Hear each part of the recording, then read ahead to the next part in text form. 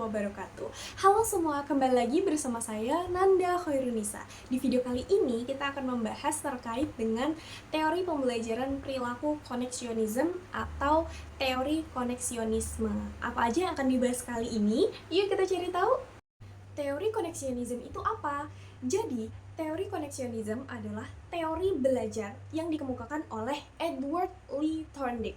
Teori ini menjelaskan bahwa belajar terjadi ketika adanya hubungan antara stimulus atau rangsangan dan respon atau tanggapan.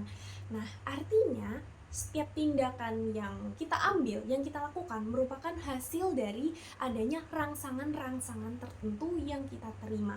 Ketika adanya perubahan-perubahan perilaku di dalam diri kita, itu menunjukkan dan menjadi tanda bahwa kita sudah mempelajari sesuatu. Misalnya, awalnya kita tidak bisa mengerjakan soal matematika, tapi setelah belajar dan rutin latihan soal, akhirnya kita bisa nih mengerjakan soal matematika. Nah, itu menunjukkan adanya proses belajar.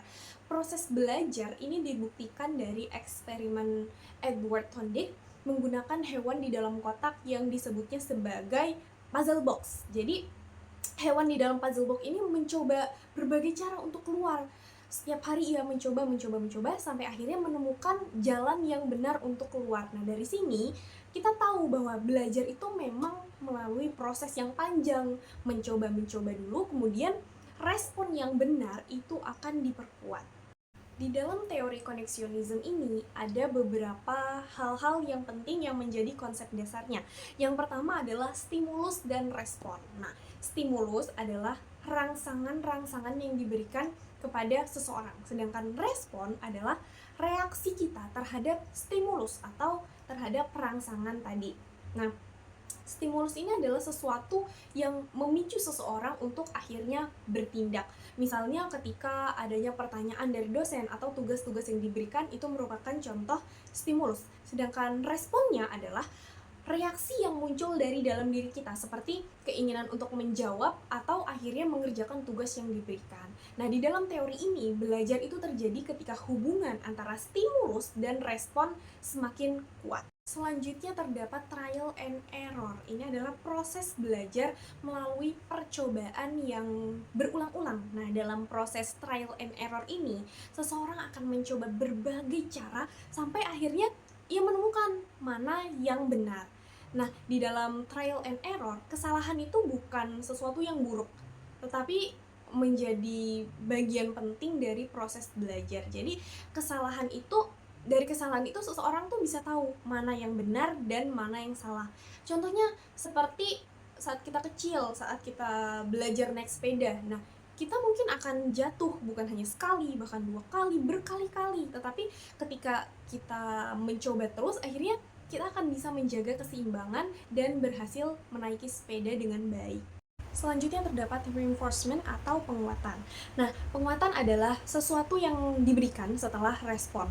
Jadi gunanya untuk memperkuat perilaku tersebut. Nah, jika respon yang diberikan tadi benar dan mendapatkan penguatan, maka kemungkinan besar akan diulang. Nah, jadi respon yang menghasilkan akibat-akibat yang menyenangkan itu pada akhirnya akan diperkuat sehingga cenderung diulang kembali oleh individu, oleh seseorang. Jadi penguatan ini bisa dengan berupa pujian, nilai bagus, atau hadiah. Bahkan bisa juga berupa punishment atau hukuman yang tujuannya untuk mengurangi perilaku-perilaku yang salah.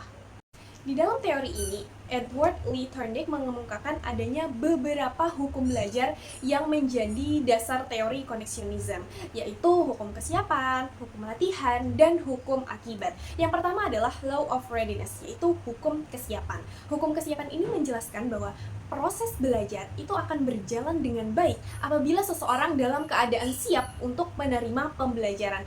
Hal ini menjadi sangat penting dan kesiapan yang dimaksud ini berupa kesiapan fisik maupun kesiapan mental. Jadi, jika seseorang tidak siap, maka proses belajar akan menjadi tidak maksimal. Contohnya, mahasiswa di kelas sedang mengantuk atau tidak fokus, akhirnya sulit memahami pelajaran atau pembelajaran yang diberikan oleh dosen, berbeda dengan mahasiswa yang punya kesiapan dan semangat belajar.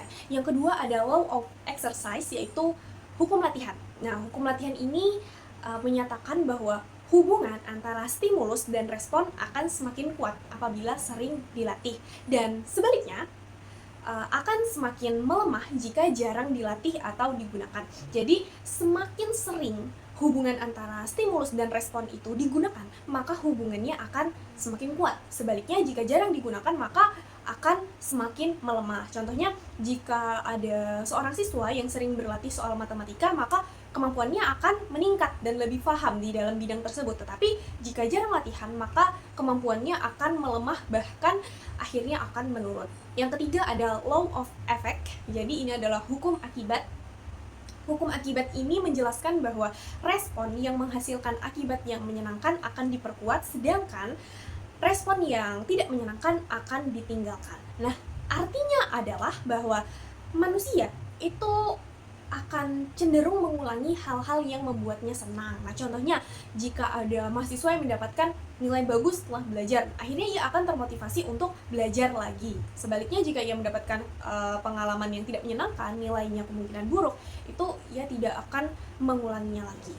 Nah, di dalam pendidikan atau pembelajaran, teori ini bisa diterapkan dengan melalui latihan-latihan soal, dengan latihan-latihan yang berulang, maka seseorang ini akan terbiasa dan semakin paham pada akhirnya. Selain itu, sebagai pengajar juga bisa memberikan reward seperti pujian atau nilai untuk meningkatkan motivasi. Selain itu, dengan adanya pengulangan-pengulangan materi, itu akan membantu memperkuat pemahaman terhadap pelajaran yang sedang dipelajari.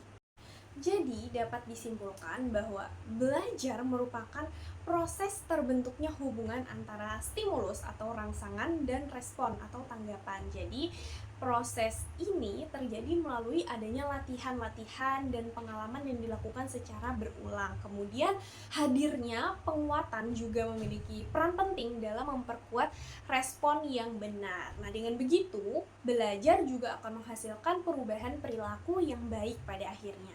Nah, itu tadi adalah pemaparan materi terkait dengan teori connectionism.